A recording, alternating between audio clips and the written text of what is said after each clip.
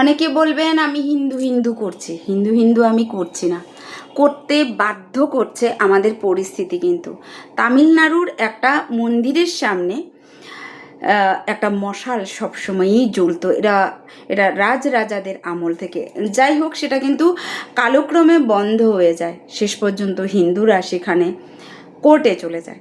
আজকের দিনে সেটাকে রায় দেওয়া হয়েছে যে একজন জাজ সেটাতে রায় দিয়েছেন, না, সেটার আর্কিওলজিক্যাল টেস্ট এবং ইতিহাস ঘেঁটে দেখা গেছে এটা হিন্দুদের পরম্পরা। কিন্তু দেখুন, এতটা মরিচ জ্বালা লেগেছে বিরোধীদের, কংগ্রেস থেকে প্রিয়াঙ্কা বাড্রা থেকে ধরে অখিলেশ যাদব থেকে ধরে সবাই কিন্তু মিলে একেবারে তার বিরুদ্ধে যাচিকা দাখিল করেছে, যাতে এই জাজের অ্যাগেনস্টে ব্যবস্থা নেওয়া হয় এবং তাকে তার রাস্তা থেকে, মানে চেয়ার থেকে সরিয়ে দেওয়া হয়। তো এখান থেকে আমরা হিন্দুরা কি বুঝবো? কিছুই কি বোঝার নেই?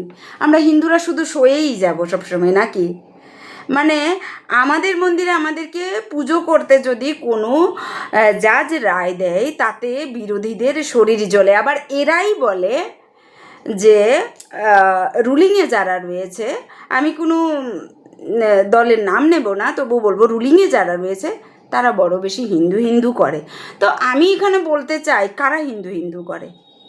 আর হিন্দু হওয়া কি পাপ? আমার অধিকার আমাকে যদি কোনো জাজ দেয়, তাকে পর্যন্ত প্রশ্নবাণে এনে দেওয়া হয়, যেটা ভারতবর্ষের ইতিহাসে কিন্তু প্রথম এই ঘটনা যে কোনো জাজের অ্যাগেনস্টে পুরো বিরোধী যারা রয়েছে 100 জনের উপরে যাচিকা দাখিল করেছে। তো এখান থেকে আমরা কি বুঝবো? কি বোঝার আছে?